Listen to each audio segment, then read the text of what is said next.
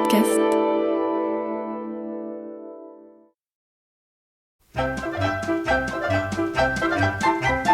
Les aventures de Tintin d'après Hergé, une émission de Nicole Strauss et Jacques Langeais. Musique originale d'André Pop, réalisation René Villemet.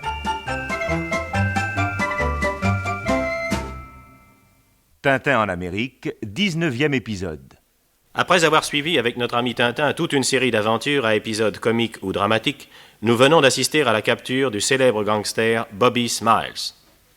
Oui, c'est le jeune reporter Sol qui est venu à bout de ce dangereux personnage et, après l'avoir soigneusement ficelé, il l'expédie dans une caisse au siège de la police de Chicago.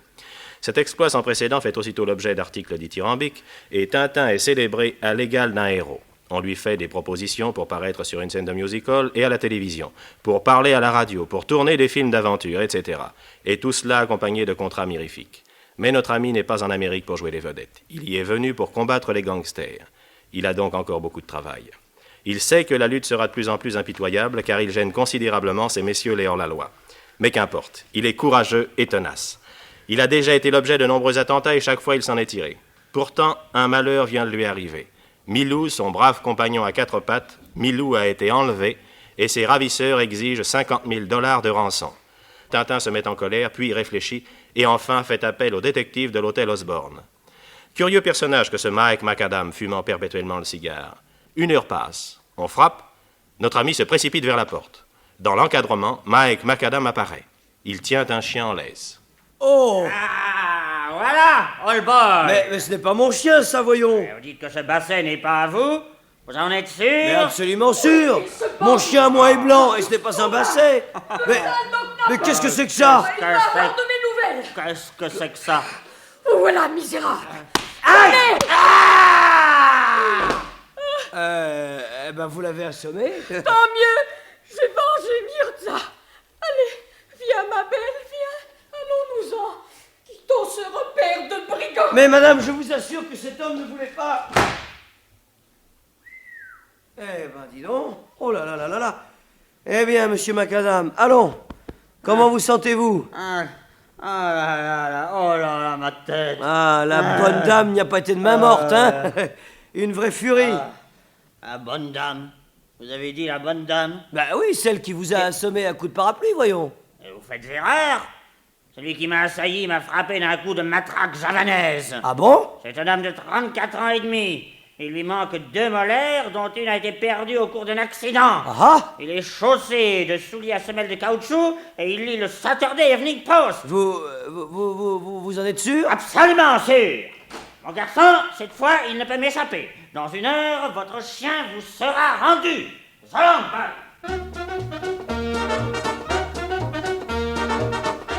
Oui, on peut appeler ça de l'aplomb. Nous dirions plutôt que ce curieux détective a du toupet. Quoi qu'il en soit, Tintin a décidé d'attendre le retour de Mike Macadam. 1 heure passe, puis 2. Le jeune homme ne tient plus en place. 3h30, 4h, le détective n'est toujours pas là. Enfin, un peu avant 5h... Come in! Oh là là là là là là là là là. Une des plus belles enquêtes de ma carrière, mon cher ami. Et pourtant, croyez-moi, j'ai déjà réussi des centaines d'affaires incroyables, phénoménales, résolu des problèmes insolubles, trouvé l'introuvable. Mais ce n'était rien à côté de l'enquête que vous m'avez confiée. Vous aviez perdu votre chien, un seul chien. Eh bien, moi, en un tournement, moi, Mike Macadam, je vous en rapporte 17. Et tous de bonne race. Regardez-les. Allons, vous autres, dites bonjour. C'est pas beau, ça. Dites voir un peu si c'est pas le couronnement d'une carrière, une réussite pareille. Ah, je ne dis pas, monsieur Macadam, je ne dis pas, c'est très très bien. Je vous remercie beaucoup. Je continuerai les recherches moi-même, ça ira mieux. Au revoir, monsieur Macadam. Qu'est-ce que c'est que cet hurluberlu? J'ai jamais vu un oiseau pareil. Et maintenant, que faire? La rançon, il n'en est pas question. Alors, je crois que j'ai une idée. Mais d'abord, j'accroche un mouchoir blanc à la fenêtre. Voilà.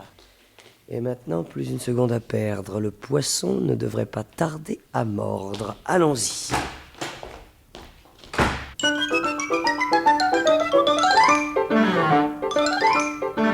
Tintin s'est précipité dans la rue. Et quelques 20 minutes plus tard, nous le retrouvons sur le trottoir opposé au bloc qui abrite l'hôtel Osborne.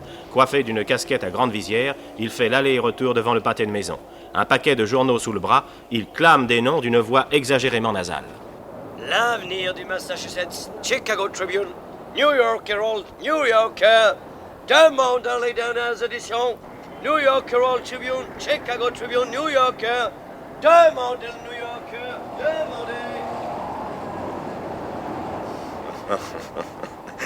Ah, je crois que l'affaire est dans le sac. Le gars a cédé. Le mouchoir blanc est à la fenêtre. À nous la rançon. Oui, mais j'espère que ce n'est pas un piège. Ah tiens, les journaux. Je verrai bien s'il a prévenu la police. Chicago Tribune, New Yorker, demandez le New Yorker, Petit, hein? Yes, sir. Donnez-moi le Chicago Tribune. Voilà, tiens. Ah, et puis je prendrai aussi le New Yorker, l'avenir du Massachusetts et le New York Herald. Bien, monsieur, voilà, 1, 2, 3, ça fait 50 cents tout rond, monsieur. Allez, voilà. Merci. Si, monsieur. Demandez le New York Herald, l'avenir du Massachusetts, demandez les dernières nouvelles, demandez. Bon, voyons ça. Là. Eh ben non, il n'y a rien là-dedans. Bon, ça va. Voyons l'avenir. Non. Voilà. Eh ben, ça s'annonce bien. Ah, et celui-là. Celui-là. Ça. Hein.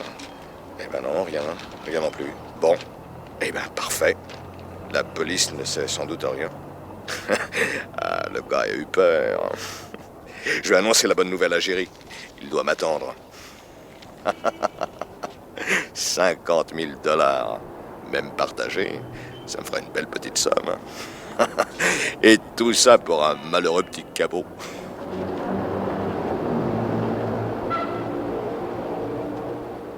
Ouais. J'ai l'impression que ce monsieur-là va me conduire quelque part. Ah. Il entre dans un bar. Parfait. Je vais continuer à vendre mes journaux juste devant. Demandez le Chicago Tribune, demandez les dernières nouvelles du Massachusetts, demandez-le. Oui. C'est bien ce que je pensais, quelqu'un l'attendait. Drôle de mine, l'homme à la casquette. Oh, la discussion est animée. Oui, malheureusement, pas question de comprendre quoi que ce soit. À moins d'entrer dans le bar. Oh non, ça ne serait pas prudent. New Yorker, demandez. Oui, monsieur. Voilà, monsieur. Voilà, merci. Demandez l'avenir du Massachusetts. Demandez le New York Herald Tribune. Oh là là. Ils ont bien des mines de conspirateurs. D'autant plus que j'ai la conviction d'être en présence des ravisseurs de Milou. Ah, il se lève. Attention, éloignons-nous un petit peu de ce bar. Voilà. Dernière nouvelle, Chicago Tribune. Chicago Tribune, demandez les dernières nouvelles, demandez. Très bien. Très bien, ils se sont séparés. Eh bien, moi, je n'ai plus qu'à suivre l'homme à la casquette en vendant mes journaux. New York Herald Tribune, l'avenir du Massachusetts, le New Yorker, édition complète, demandez l'édition complète. Peu à peu, le paquet de journaux de Tintin diminue. La circulation, elle aussi, perd de son importance. Et au bout d'un moment, nous nous retrouvons dans un quartier périphérique assez pauvre. Ah, enfin, il s'arrête. Bon, voilà. Il est entré dans cette maison. Voyons ça de plus près. Mon Dieu, on dirait... Oh, mais ce n'est pas possible. Mais si, c'est la voix de Milou qui vient de là-haut. Mais il faut qu'on le torture pour qu'il hurle comme ça. Voyons, à quel étage est-il? Sa voix est assez éloignée. Ah, voyons. Cette fenêtre ouverte à gauche, là. C'est certainement là. Voyons, premier, deuxième, cinquième, c'est au 8e étage.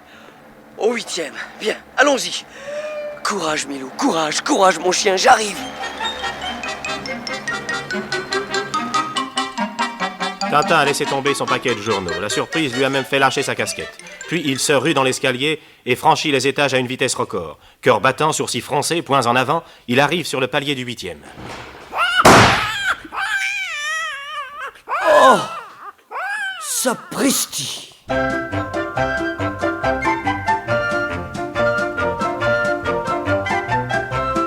Les aventures de Tintin d'après Hergé, une émission de Nicole Strauss et Jacques Langeais, avec Maurice Sarfati, Tintin, Pascal Mazzotti, le détective, Ginette Franck, la dame au petit chien, Roger Trécan, le premier homme, Jacques Torrance, le deuxième homme. Musique originale d'André Pop, bruitage et effets sonores Joël Noël, chef opérateur du son Jean-Just Forgue, assistant Jean-Claude Létard, réalisation René Villemet.